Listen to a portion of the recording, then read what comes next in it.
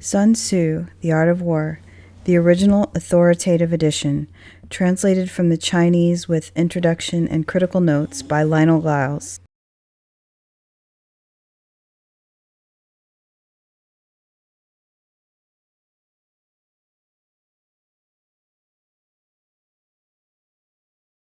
Sima Qian gives the following biography of Sun Tzu.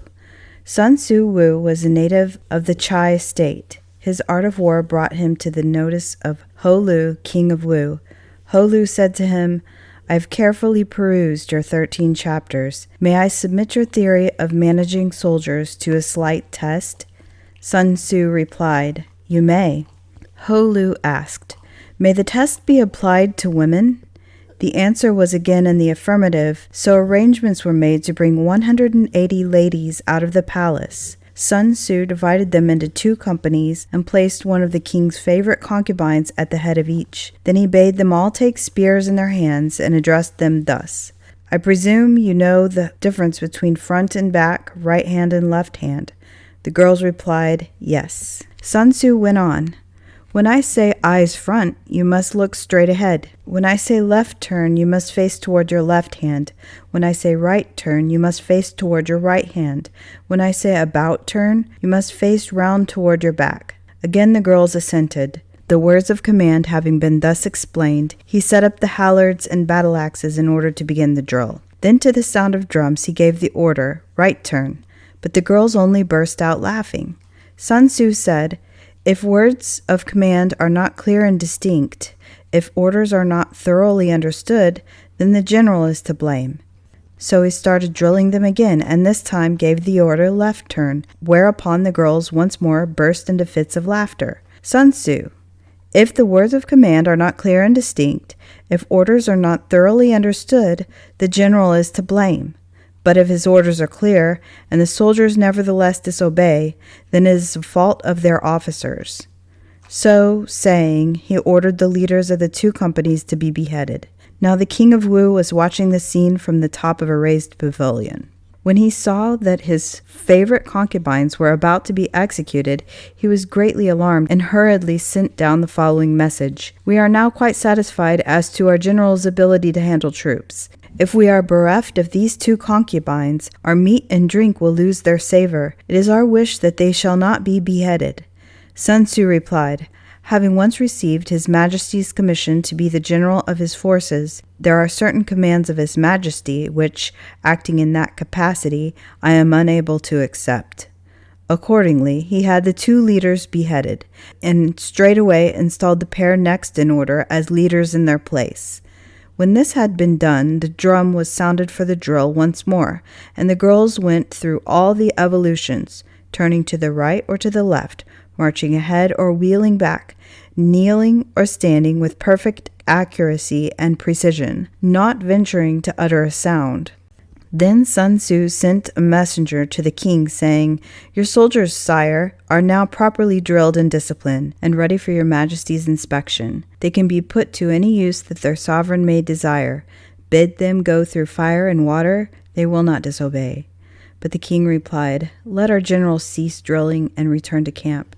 As for us, we have not wished to come down and inspect the troops." Thereupon Sun Tzu said, "The king is only fond of words and cannot translate them into deeds." After that, Ho Lu saw that Sun Tzu was one who knew how to handle an army, and finally appointed him to general. In the west, he defeated the Chu state and forced his way into Ying, the capital. To the north, he put fear into the states of Qi and Chen, and spread his fame abroad among the feudal princes. And Sun Tzu shared in the might of the king. Chapter 1. Laying Plans. Sun Tzu said, "The art of war is of vital importance to the state. It is a matter of life and death, a road either to safety or to ruin. Hence, it is a subject of inquiry which can on no account be neglected.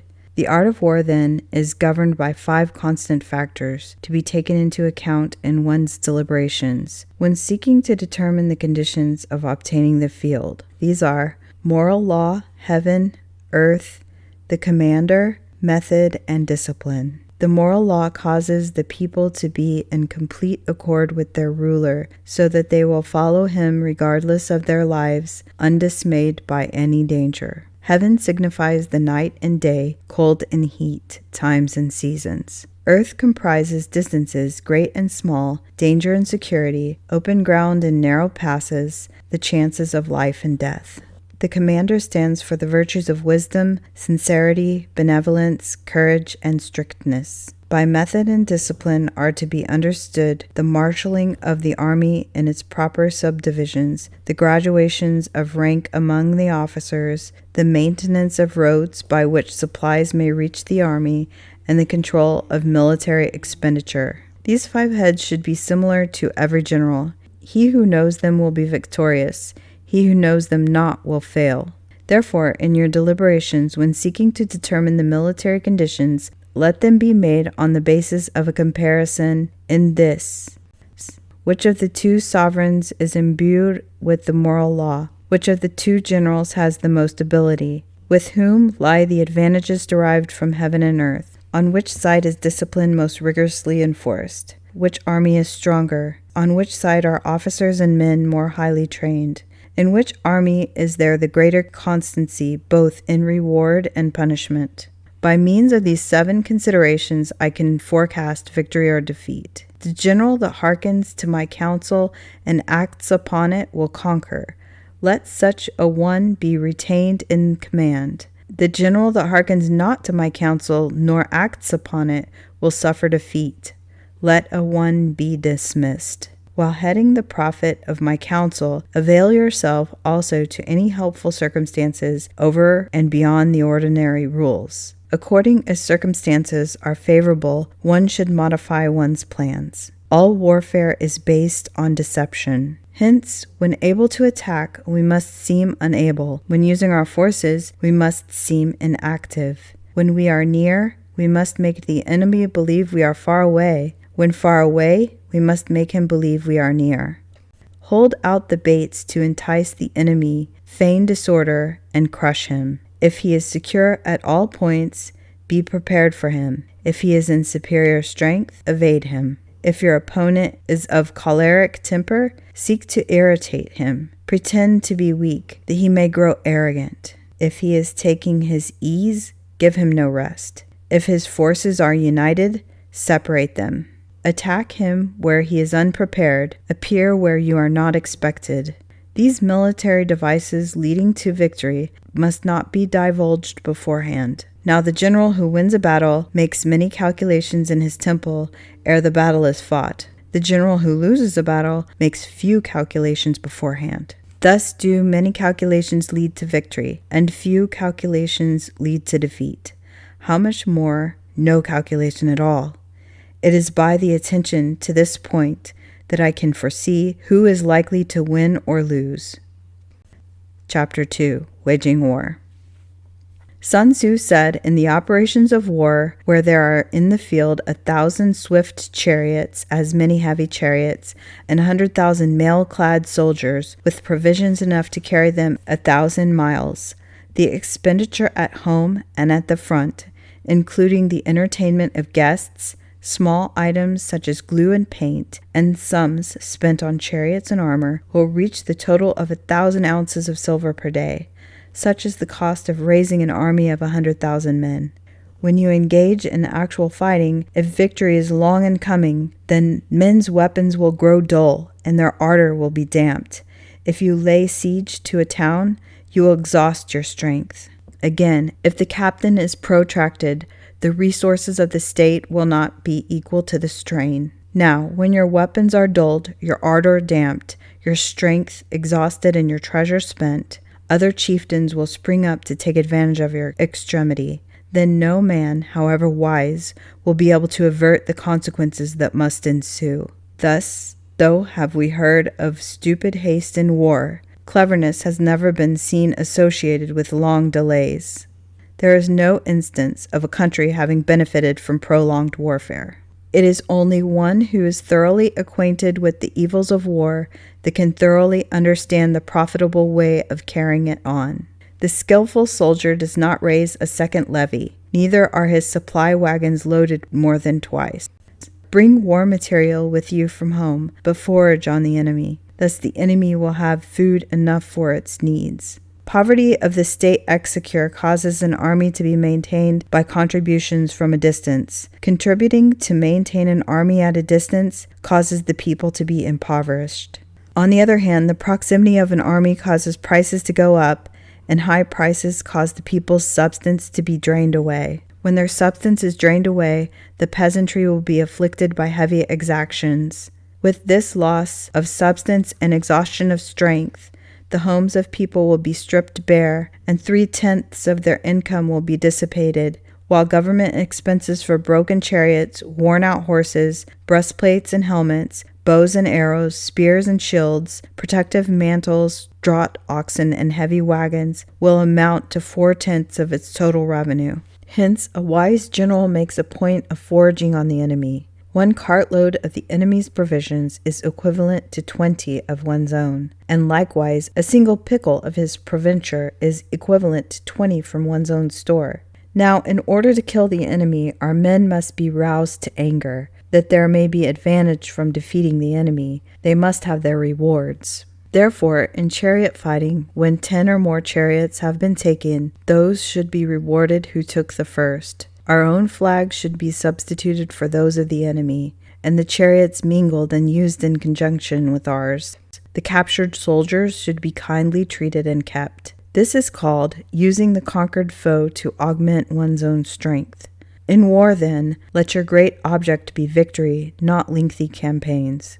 Thus it may be known that the leader of armies is the arbiter of the people's fate, the man on whom it depends whether the nation shall be in peace or in peril. Chapter 3. Attack by Stratagem. Sun Tzu said, in the practical art of war, the best thing of all is to take the enemy's country whole and intact. To shatter and destroy it is not so good. So, too, it is better to capture a regiment, a detachment, or a company entire than to destroy them. Hence, to fight and conquer in all of your battles is not supreme excellence. Supreme excellence consists of breaking the enemy's resistance without fighting.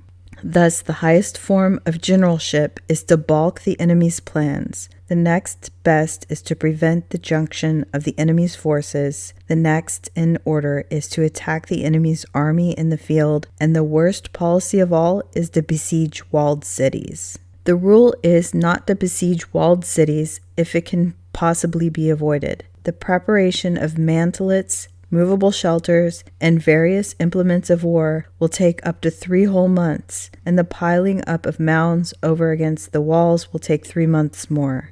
The general, unable to control his irritation, will launch his men to the assault like swarming ants, with the result that 1/3 of his men are slain, while the town still remains untaken.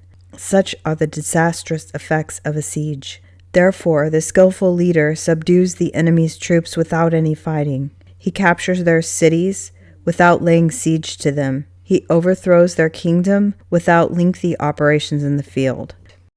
With his forces intact, he will dispute the mastery of the empire, and thus, without losing a man, his triumph will be complete. This is the method of attacking by stratagem. It is the rule in war: if our forces are 10 to the enemy's 1, surround him. If 5 to 1, attack him. If twice as numerous, divide our army into 2. If equally matched, we can offer battle. If slightly inferior in numbers, we can avoid the enemy. If quite unequal in every way, we can flee from him. Hence, though an obstinate fight may be made by a small force, in the end it must be captured by the larger force. Now the general is the bulwark of the state. If the bulwark is complete at all points, the state will be strong. If the bulwark is defective, the state will be weak. There are 3 ways in which a ruler can bring misfortune upon his army: by commanding the army to advance or to retreat, being ignorant of the fact that it cannot obey. This is called hobbling the army. By attempting to govern an army in the same way as he administers a kingdom, being ignorant of the conditions which obtain in an army. This causes restlessness in the soldiers' minds. by employing the officers of his army without discrimination through ignorance of the military principle of adaptation to circumstances. This shakes the confidence of soldiers. But when the army is restless and distrustful, trouble is sure to come from the other feudal princes. This is simply bringing anarchy into the army and flinging victory away. Thus we may know that there are 5 essentials for victory. Number 1, he will win who knows when to fight and when not to fight. Number 2, he will win who knows how to handle both superior and inferior forces. Number 3, he will win whose army is animated by the same spirit throughout all of its ranks. Number 4, he will win who, prepared himself, waits to take the enemy unprepared. Number 5, he will win who has military capacity and is not interfered with by the sovereign. Hence the saying, if you know the enemy and know yourself, you need not fear the result of 100 battles. If you know yourself but not the enemy, for every victory gained, you will also suffer defeat. If you know neither the enemy nor yourself, you will succumb in every battle. Chapter 4, Tactical Dispositions. Number 1, Sun Tzu said the good fighters of old first put themselves beyond the possibility of defeat and then waited for an opportunity of defeating the enemy. Number 2, to secure ourselves against defeat lies in our own hands, but the opportunity of defeating the enemy is provided by the enemy himself. Number 3, thus the good fighter is able to secure himself against defeat, but cannot make certain of defeating the enemy.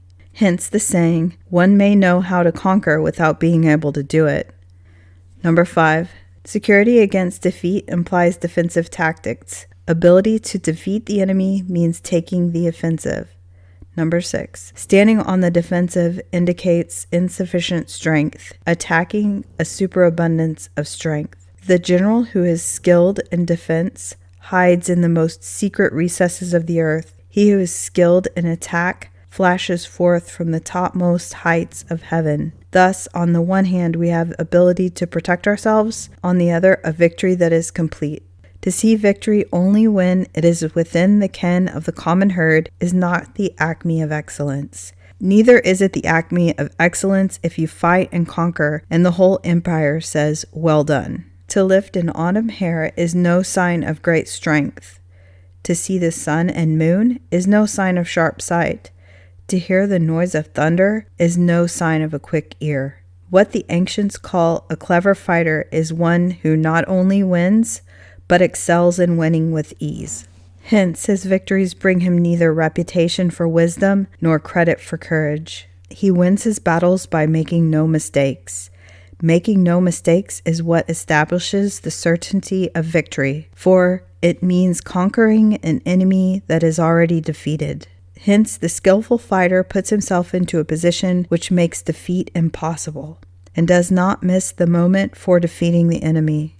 Thus, it is that in war, the victorious strategist only seeks battle after the victory has been won, whereas he who is destined to defeat first fights and afterwards looks for victory.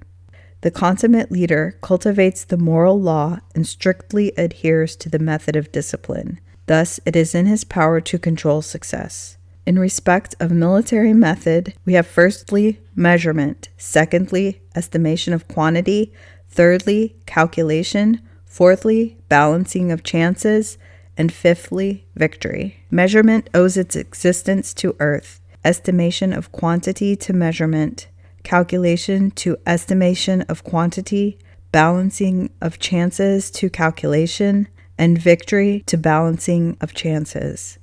A victorious army opposed to a routed one is as a pound's weight placed in the scale against a single grain. The onrush of a conquering force is like the bursting of pent-up waters into a chasm 1,000 fathoms deep. Chapter 5, Energy.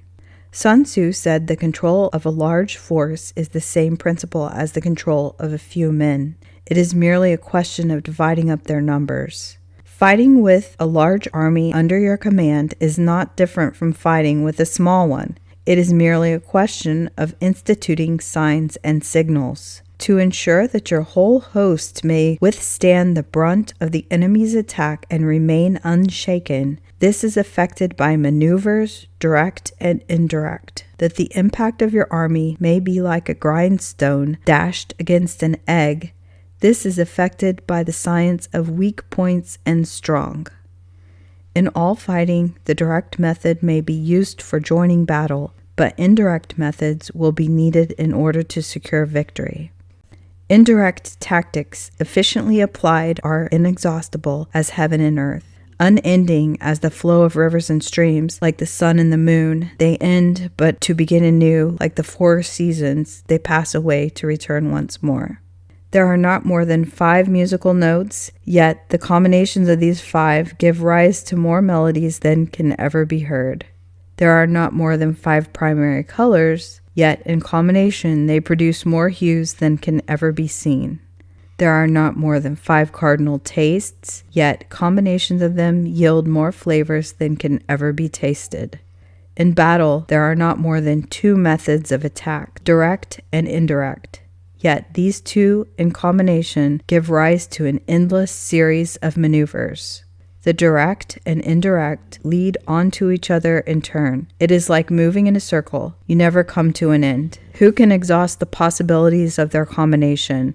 The onset of troops is like the rush of a torrent, which will even roll stones along in its course. The quality of decision is like the well-timed swoop of a falcon, which enables it to strike and destroy its victim. Therefore, the good fighter will be terrible in his onset and prompt in his decision. Energy may be likened to the bending of a crossbow, decision to the releasing of a trigger. Amid the turmoil and tumult of battle, there may be seeming disorder and yet no real disorder at all. Amid confusion and chaos, your array may be without head or tail, yet it will be proof against defeat. Simulated disorder postulates perfect discipline. Simulated fear postulates courage. Simulated weakness postulates strength. Hiding order beneath the cloak of disorder is simply a question of subdivision. Concealing a courage under a show of timidity presupposes a fund of latent energy. Masking strength with weaknesses is to be effected by tactical dispositions. Thus, one who is skillful at keeping the enemy on the move maintains deceitful appearances, according to which the enemy will act. His sacrifices something that the enemy may snatch at. By holding out baits, he keeps himself on the march. Then with a body of picked men, he lies in wait for him. The clever combatant looks to the effect of combined energy and does not require too much from individuals. Hence his ability to pick out the right men and utilize combined energy. When he utilizes combined energy, his fighting men become, as it were, like unto rolling logs or stones. For it is the nature of a log or stone to remain motionless on level ground and to move when on a slope, if four-cornered, to come to a standstill, but if round-shaped, to go rolling down. Thus, the energy developed by good fighting men is as the momentum of a round stone rolled down a mountain thousands of feet in height. So much on the subject of energy. Number 6. Weak points in strong. Sun Tzu said, "Whoever is first in the field and awaits the coming of the enemy will be fresh for the fight. Whoever is second in the field and has to hasten to battle will arrive and exhausted." Therefore, the clever combatant imposes his will on the enemy, but does not allow the enemy's will to be imposed upon him. By holding out advantages to him, he can cause the enemy to approach of his own accord, or by inflicting damage, he can make it impossible for the enemy to draw near. If the enemy is taking his ease, he can harass him. If well supplied with food, he can starve him out. If quietly encamped, he can force him to move. Appear at points which the enemy must hasten to defend. March swiftly to places where you are not expected. An army may march great distances without distress, if it marches throughout the country where the enemy is not. You can be sure of succeeding in your attacks if you only attack places which are undefended. You can ensure the safety of your defense if you only hold positions that cannot be attacked. Hence, that general is skillful in attack whose opponent does not know what to defend, and he is skillful in defense whose opponent does not know what to attack. O divine art of subtlety and secrecy, through you we will learn to be invisible, through you inaudible, and hence we can hold the enemy's fate in our hands. You may advance and be absolutely irresistible. If you make for the enemy's weak points, you may retire and be safe from pursuit if your movements are more rapid than those of the enemy. If we wish to fight, the enemy can be forced to engagement, even though he be sheltered behind a high rampart and a deep ditch. All we need to do is attack some other place that he will be obliged to relieve. If we do not wish to fight, we can prevent the enemy from engaging us even though the lines of our encampment be merely traced out on the ground. All we need to do is throw something odd and unaccountable in his way. By discovering the enemy's dispositions and remaining invisible ourselves, we can keep our forces concentrated while the enemy's must be divided. We can form a single united body while the enemy must split up into fractions. Hence, there will be a whole pitted against the separate parts of a whole, which means that we shall be many to the enemy's few. And if we are able thus to attack an inferior force with a superior one, our opponents will be in dire straits. The spot where we intend to fight must not be made known, for the enemy will have to prepare against a possible attack at several different points. And his forces being thus distributed in many directions, the numbers we shall have to face at any given point will be proportionally few. For should the enemy strengthen his van, he will weaken the rear. Should he strengthen his rear, he will weaken the van. Should he strengthen his left, he will weaken his right. Should he strengthen his right, he will weaken his left.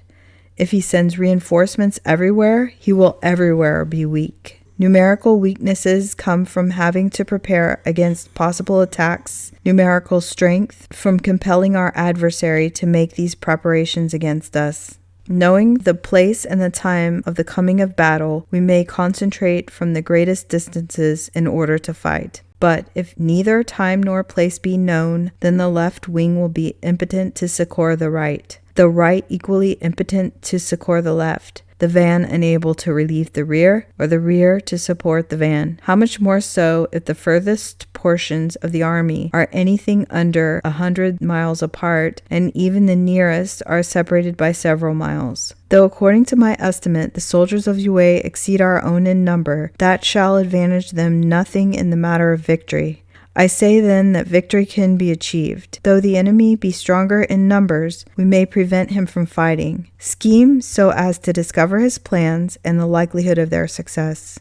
Rouse him and learn the principle of his activity or inactivity. Force him to reveal himself so as to find out his vulnerable spots. Carefully compare the opposing army with your own, so that you may know where strength is superabundant and where it is deficient.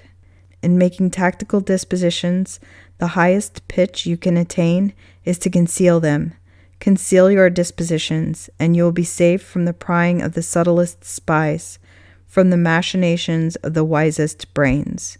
How victory may be produced for them out of the enemy's own tactics, that is what the multitude cannot comprehend. All men can see tactics whereby I conquer, but what no one can see is the strategy out of which victory is evolved. Do not repeat the tactics which have gained you one victory, but let your methods be regulated by infinite variety of circumstances. Military tactics are like unto war. Thus, if you order your men to roll up their buff coats and make forced marches without halting day or night, covering the double usual difference at a stretch, moving 100 miles in order to wrest an advantage, the leaders of all your 3 divisions will fall into the hands of the enemy. The stronger men will be in front, the jaded ones will fall behind, and on this plan only 1/10 of your army will reach its destination. If you march 50 miles in order to outmaneuver the enemy, you will lose the leader of your 1st division, and only half your force will reach the goal. If you march 30 miles with the same object, 2/3 of your army will arrive. We may take it then that an army without its baggage train is lost. Without provisions, it is lost. Without bases of supply, it is lost. We cannot enter into alliances until we are acquainted with the designs of our neighbors. We are not fit to lead an army on the march unless we are familiar with the face of the country, its mountains and forests, its pitfalls and precipices, its marshes and swamps. We shall be unable to turn natural advantage to account unless we make use of local guides. In war, practice dissimulation and you will succeed. Whether to concentrate or divide your troops must be decided by circumstances.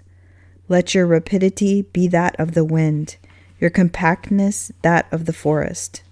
In raiding and plundering, be like fire, is immovability like a mountain. Let your plans be dark and impenetrable as night, and when you move, fall like a thunderbolt. When you plunder a countryside, let the spoil be divided amongst your men. When you capture new territory, cut it up into allotments for the benefit of the soldiery. Ponder and deliberate before you make a move. He will conquer who has learned the artifice of deviation. Such is the art of maneuvering. The Book of Army Management says, "On the field of battle, the spoken word does not carry far enough. Hence the institution of gongs and drums. Nor can ordinary objects be seen clearly enough. Hence the institution of banners and flags." Gongs and drums, banners and flags, are means whereby the ears and eyes of the host may be focused on one particular point. The host, thus forming in a single united body, is impossible either for the brave to advance alone or for the cowardly to retreat alone. This is the art of handling large masses of men. In night fighting, then, make much use of signal fires and drums, and in fighting by day, of flags and banners, as a means of influencing the ears and eyes of your army. A whole army may be robbed of its spirit, a commander-in-chief may be robbed of his presence of mind. Now a soldier's spirit is keenest in the morning, by noonday it has begun to flag, and in the evening his mind is bent only on returning to camp. A clever general, therefore, avoids an army when its spirit is keen, but attacks it when it's sluggish and inclined to return. This is the art of studying moods. Disciplined and calm, to await the appearance of a disorder and hubbub amongst the enemy. This is the art of retaining self-possession. To be near the goal while the enemy is still far from it. To wait at ease while the enemy is still toiling and struggling. To be well fed while the enemy is famished. This is the art of husbanding one's strength. To refrain from intercepting an enemy whose banners are in perfect order. To refrain from attacking an army drawn up in calm and confident array. This is the art of studying circumstances. It is a military axiom not to advance uphill against the enemy, nor to oppose him when he comes downhill. Do not pursue an army who simulates flight. Do not attack soldiers whose temper is keen. Do not swallow bait offered by the enemy. Do not interfere with an army that is returning home. When you surround an army, leave an outlet free. Do not press a desperate foe too hard. Such is the art of warfare. 8. Variation in tactics. Sun Tzu said, in war, the general receives his commands from the sovereign, collects his army, and concentrates his forces. When in difficult country, do not encamp. In country where the high roads intersect, join hands with your allies. Do not linger in dangerously isolated positions. In hemmed-in situations, you must resort to stratagem. In desperate position, you must fight.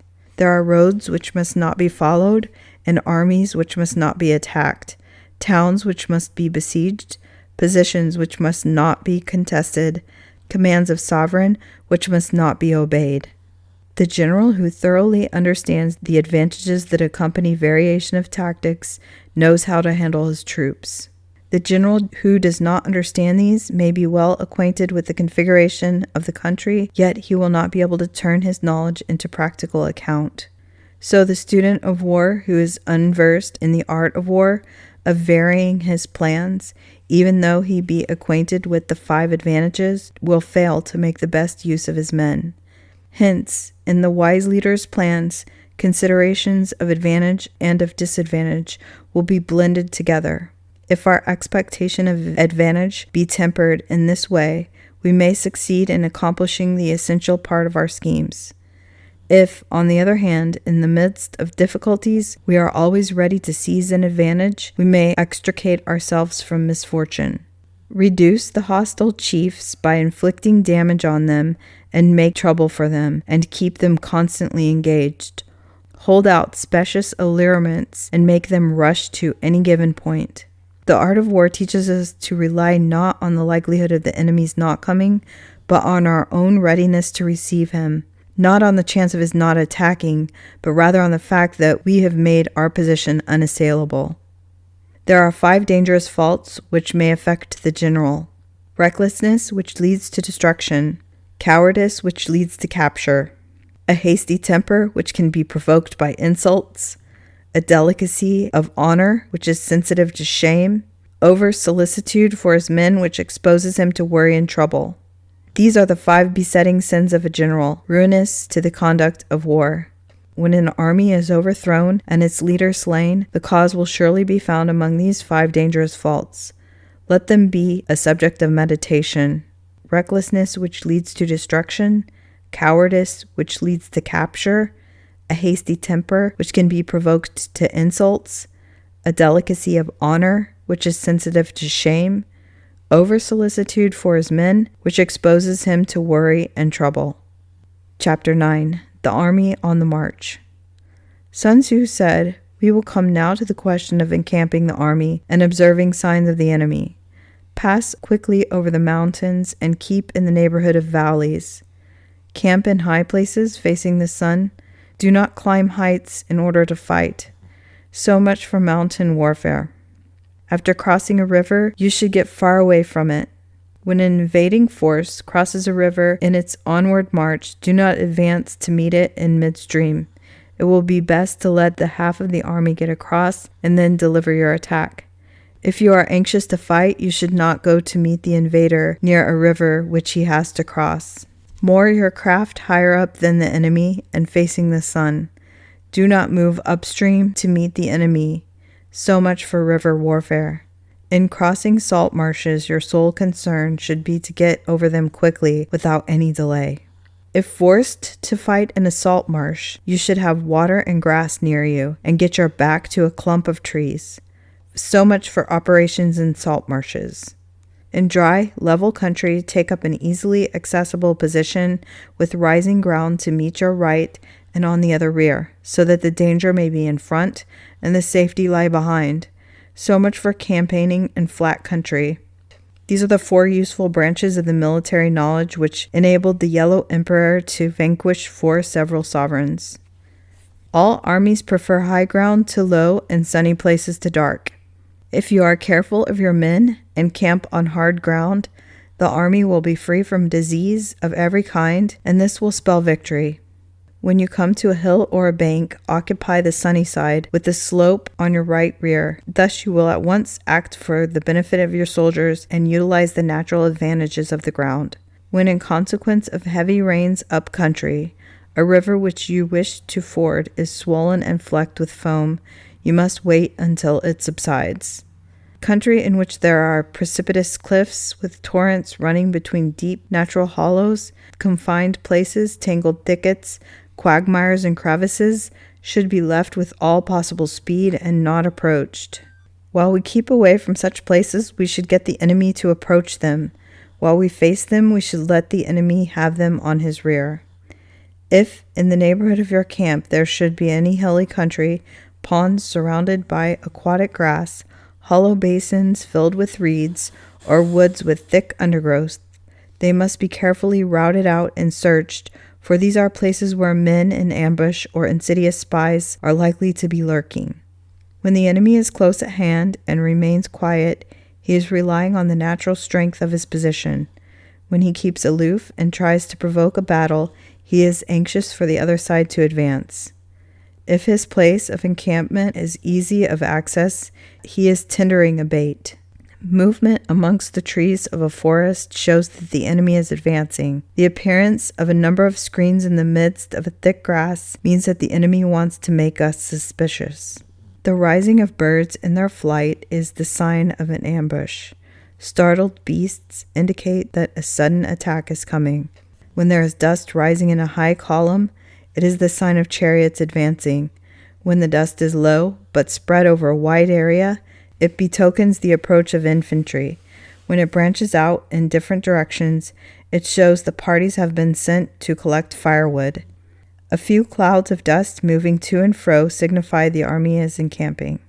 Humble words and increased preparations are signs that the enemy is about to advance. Violent language and driving forward as if to the attack are signs that he will retreat. When the light chariots come out first and take up a position on the wings, it is a sign that the enemy is forming for battle. Peace proposals unaccompanied by a sworn covenant indicate a plot. When there is much running about and the soldiers fall into rank, it means that the critical moment has come. When some are seen advancing and some retreating, it is a lure. When the soldiers stand leaning on their spears, they are faint from the want of food. If those who are sent to draw water begin by drinking themselves, the army is suffering from thirst. If the enemy sees an advantage to be gained and makes no effort to secure it, the soldiers are exhausted. If the birds gather on any spot, it is unoccupied. Clamor by night betokens nervousness. If there is disturbance in the camp, the general's authority is weak. If the banners and flags are shifted about, sedition is afoot. If the officers are angry, it means that the men are weary.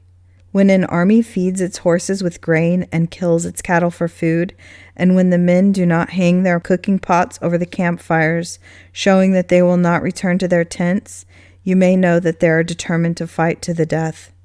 The sight of men whispering together in small knots or speaking in subdued tones points to disaffection among the rank and file.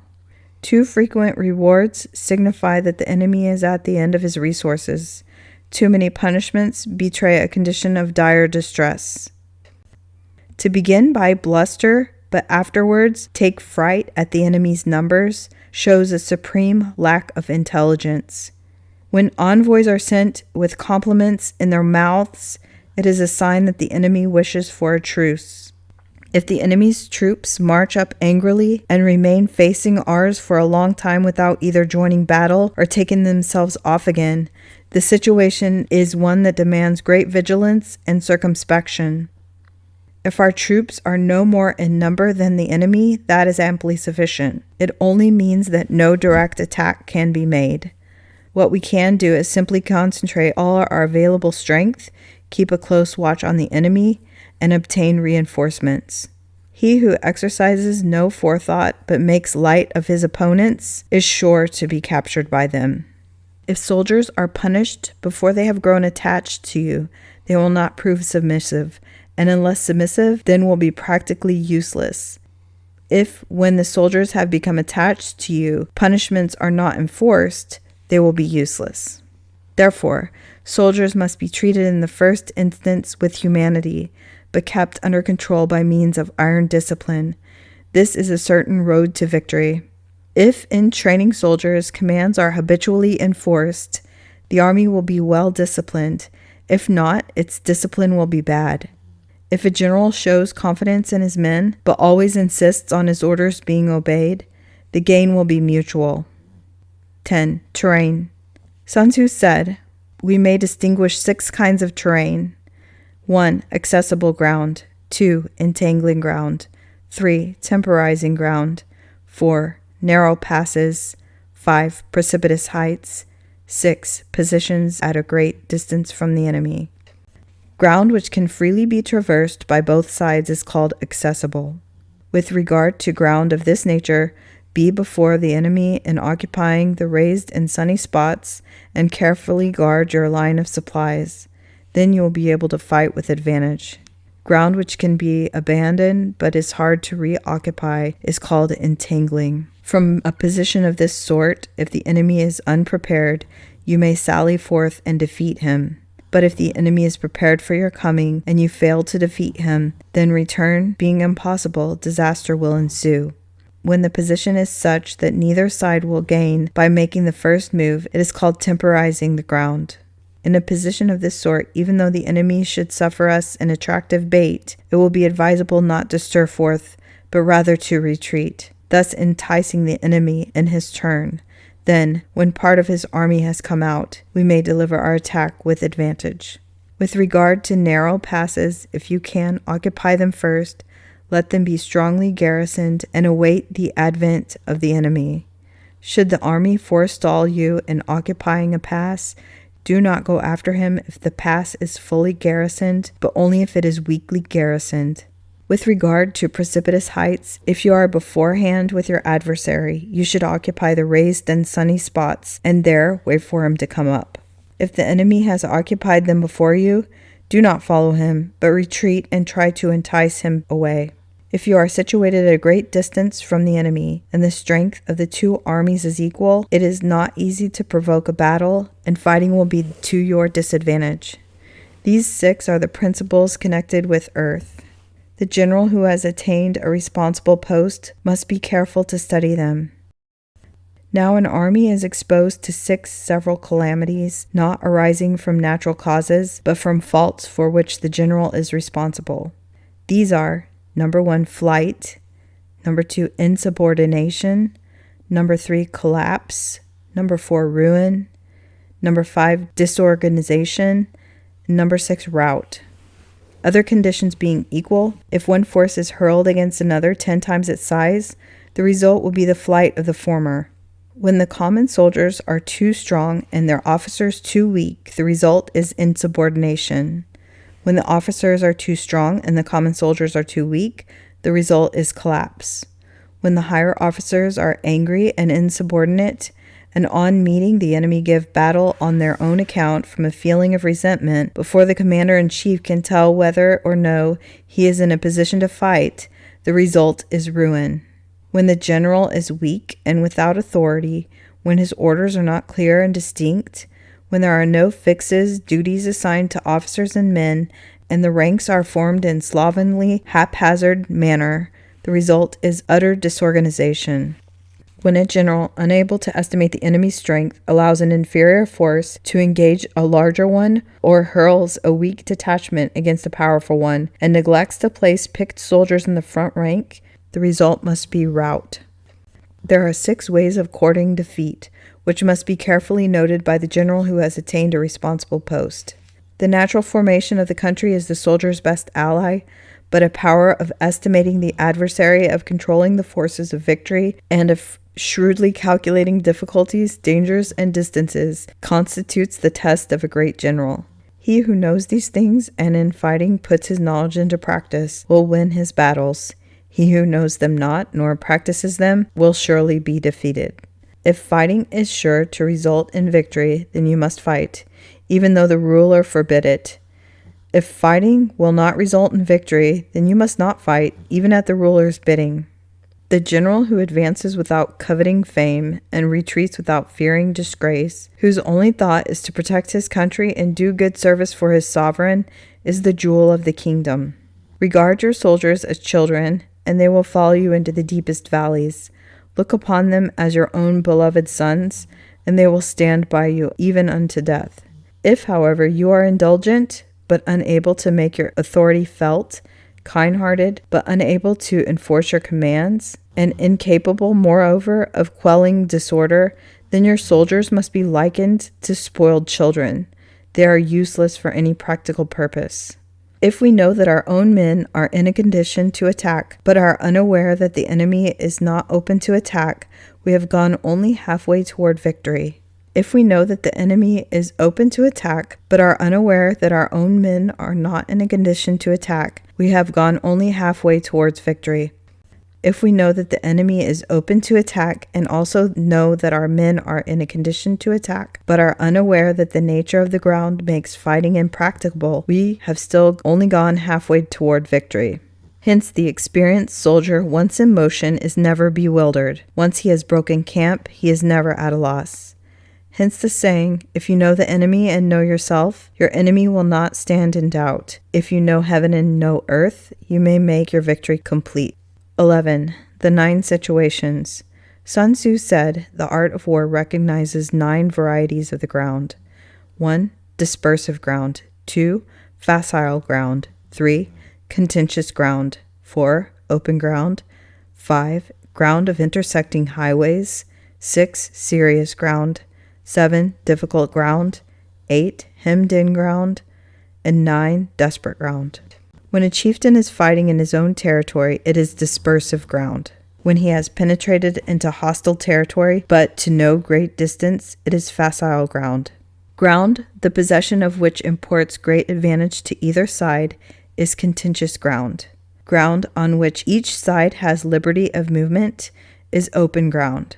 Ground which forms the key to 3 contiguous states, so that he who occupies it first has most of the empire at his command, is ground of intersecting highways. When an army has penetrated into the heart of a hostile country, leaving a number of fortified cities in its rear, it is serious ground. Mountains, forests, rugged steeps, marshes, and fens, all country that is hard to traverse, this is difficult ground. Ground which is reached through narrow gorges and from which we can only retire by tortuous paths, so that a small number of the enemy would suffice to crush a large body of our men, this is hemmed-in ground. Ground on which we can only be saved from destruction by fighting without delay is desperate ground. On dispersive ground, therefore, fight not. On facile ground, halt not. On contentious ground, attack not. On open ground, do not try to block the enemy's way. On the ground of intersecting highways, join hands with your allies. On serious ground, gather and plunder. In difficult ground, keep steadily on the march. In hemmed-in ground, resort to stratagem. On desperate ground, fight. Those who were called skillful leaders of old know how to drive a wedge between the enemy's front and rear, to prevent cooperation between his large and small divisions, to hinder the good troops from rescuing the bad, the officers from rallying their men. When the enemy's men were united, they managed to keep them in disorder. When it was to their advantage, they made a forward move. When otherwise, they stopped still. If asked to cope with a great host of the enemy in orderly array and on the point of marching to the attack, I should say, begin by seizing something which your opponent holds dear, then he will be amenable to your will. Rapidity is the essence of war. Take advantage of the enemy's unreadiness. Make your way by unexpected routes and attack unguarded spots. The following are the principles to be observed by an invading force. The further you penetrate into a country, the greater will be the solidarity of your troops, and thus the defenders will not prevail against you. Make forays in fertile country in order to supply your army with food. Carefully study the well-being of your men and do not overtax them. Concentrate your energy and hoard your strength. Keep your army continually on the move and devise unfathomable plans. Throw your soldiers into positions whence there is no escape, and they will prefer death to flight. If they will face death, there is nothing they may not achieve. Officers and men alike will put forth their uttermost strength. Soldiers, when in desperate straits, lose the sense of fear. If there is no place of refuge, they will stand firm. If they are in hostile country, they will show a stubborn front. If there is no help for it, they will fight hard. Thus, without waiting to be marshaled, the soldiers will be constantly on qui-vive without waiting to be asked. They will do your will without restrictions. They will be faithful. Without giving orders, they can be trusted. Prohibit the taking of omens and do away with superstitious doubts. Then, until death itself comes, no calamity need be feared. If our soldiers are not overburdened with money, it is not because they have a distaste for riches. If their lives are not unduly long, it is not because they are disinclined to longevity. On the day they are ordered out to battle, your soldiers may weep. Those sitting up dewing their garments, and those lying down letting the tears run down their cheeks. But let them once be brought to bay, and they will display the courage of a Chu or Ke. The skillful tactician may be likened unto the shuai-jan. Now the shuai-jan is a snake that is found in the Chung Mountains. Strike at its head, and you'll be attacked by its tail. Strike at its tail, and you'll be attacked by its head. Strike at its middle, and you'll be attacked by both the head and the tail. Ask if an army can be made to imitate the shuai-jan. I should answer yes. For the men of Wu and the men of Ye are enemies. Yet, if they are crossing a river in the same boat and are caught by a storm, They will come to each other's assistance, just as the left hand helps the right. Hence, it is not enough to put one's trust in the tethering of horses and the burying of chariot wheels in the ground. The principle on which to manage an army is to set up one standard of courage which all must reach. How to make the best of both strong and weak, that is a question of involving proper use of ground. Thus, the skillful general conducts his army just as though he were leading a single man, willy-nilly by the hand. It is the business of a general to be quiet and thus ensure secrecy, upright and just, and thus maintain order. He must be able to mystify his officers and men by false reports and appearances, and thus keep them in total ignorance. By altering his arrangements and changing his plans, he keeps the enemy without definite knowledge. By shifting his camp and taking circuitous routes, he prevents the enemy from anticipating his purpose. At the critical moment, the leader of an army attacks like one who has climbed up a height and then kicks away the ladder from behind him. He carries his men deep into hostile territory before he shows his hand. He burns his boats and breaks his cooking pots like a shepherd driving a flock of sheep. He drives his men this way and that, and nothing knows whither he's going. To muster his host and bring it into danger, this may be termed the business of the general. The different measures suited to the 9 varieties of ground, the expediency of aggressive or defensive tactics, and the fundamental laws of nature, these are the things that must most certainly be studied. When invading hostile territory, the general principle is that penetrating deeply brings cohesion. Penetrating but a short way means dispersion. When you leave your own country behind and take your army across neighborhood territory, you find yourself on critical ground. When there are means of communication on all 4 sides, the ground is one of intersecting highways. When you penetrate deeply into a country, it is serious ground. When you penetrate but a little way, it is facile ground. When you have the enemy's strongholds on your rear and a narrow pass in front, it is hemmed-in ground. When there is no place of refuge at all, it is desperate ground. Therefore, on dispersive ground, I would inspire my men with unity of purpose. On facile ground, I would see that there is close connection between all parts of my army. On contentious ground, I would hurry up my rear. On open ground, I would keep a vigilant eye on my defenses. On ground of intersecting highways, I would consolidate my alliances. On serious ground, I would try to ensure a continuous stream of supplies. On difficult ground, I would keep pushing along the road. On hemmed-in ground, I would block any way of retreat. On desperate ground, I would proclaim my soldiers to the hopelessness of saving their lives. For it is the soldier's disposition to offer an obstinate resistance when surrounded, to fight hard when he cannot help himself, and to obey promptly when he has fallen into danger. We cannot enter into alliance with neighboring princes until we are acquainted with their designs. We are not fit to lead an army on the march unless we are familiar with the face of the country, its mountains and forests, its pitfalls and precipices, its marshes and swamps. We should be unable to turn natural advantages to account unless we make use of local guides. To be ignored of any one of the following 4 or 5 principles does not befit a warlike prince. When a warlike prince attacks a powerful state, his generalship shows itself in preventing the concentration of the enemy's forces. He overawes his opponents, and their allies are prevented from joining against him. Hence, he does not strive to ally himself with all and sundry, nor does he foster the power of other states. He carries out his own secret designs, keeping his antagonists in awe. Thus, he is capable to capture their cities and overthrow their kingdoms. Bestow rewards without regard to rule. Issue orders without regard to previous arrangements. And you would be able to handle a whole army as though you had to do with but a single man. Confront your soldiers with the deed itself. Never let them know your design. When the outlook is bright, bring it before their eyes, but tell them nothing when the situation is gloomy. Place your army in deadly peril, and it will survive. Plunge it into desperate straits, and it will come off in safety. For it is precisely when a force has fallen into harm's way that it is capable of striking a blow for victory. Success in warfare is gained by carefully accommodating ourselves to the enemy's purpose. By persistently hanging on the enemy's flank, we shall succeed in the long run in killing the commander-in-chief.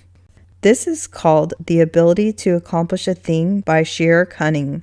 On the day that you take up your command, block the frontier passes, destroy the official tallies, and stop the passage of all emissaries. Be stern in the council chamber so that you may control the situation.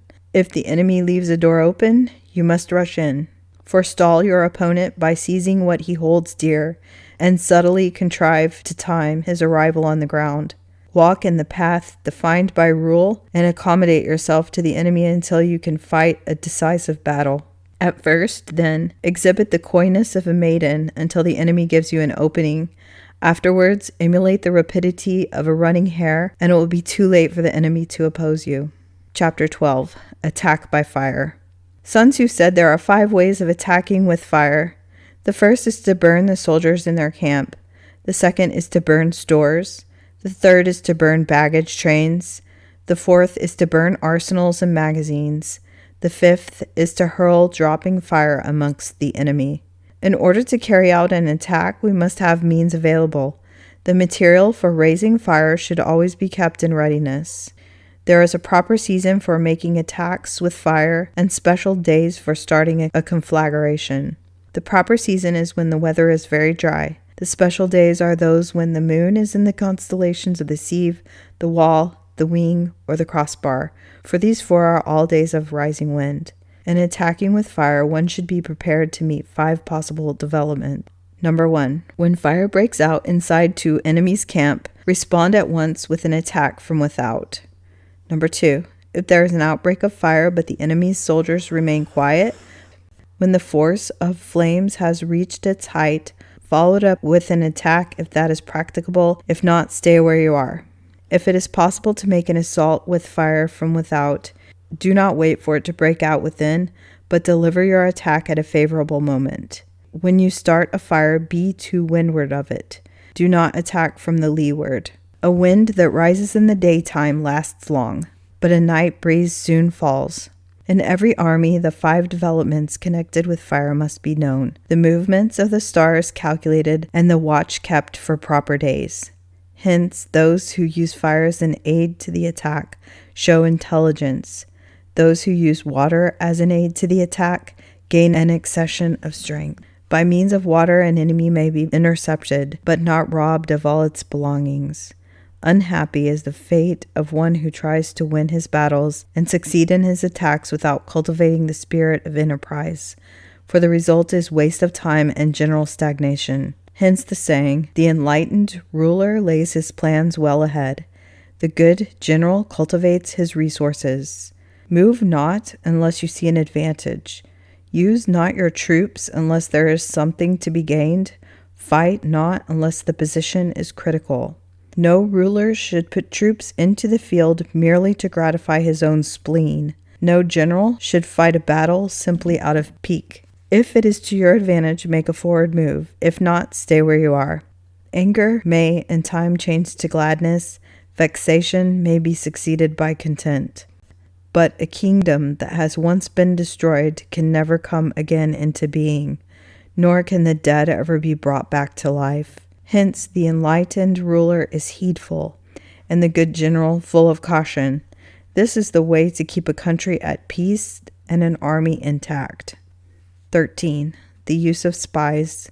Sun Tzu said, raising a host of 100,000 men and marching them in great distances entails heavy losses on the people and a drain on the resources of the state. The daily expenditure will amount to 1,000 ounces of silver. There will be commotion at home and abroad, and men will drop down exhausted on the highways. As many as 700,000 families will be impeded in their labor. Hostile armies may face each other for years, striving for the victory which is decided in a single day. This being so, to remain in ignorance of the enemy's condition simply because one grudges the outlay of 100 ounces of silver in honors emoluments is the height of inhumanity. One who acts thus is no leader of men, no present help to his sovereign, no master of victory. Thus, what enables the wise sovereign and the good general to strike and conquer and achieve things beyond the reach of ordinary men is foreknowledge. Now, this foreknowledge cannot be elicited from spirits. It cannot be obtained inductively from experience, nor by any deductive calculation. Knowledge of the enemy's dispositions can only be obtained from other men. Hence the use of spies, of whom there are 5 classes. 1. Local spies. 2. Inward spies. 3. Converted spies. 4. Doomed spies. 5. Surviving spies. When these 5 kinds of spy are all at work, none can discover the secret system. This is called divine manipulation of threads, and it is the sovereign's most precious faculty. Having local spies means employing the services of the inhabitants of a district. Having inward spies makes use of officials of the enemy.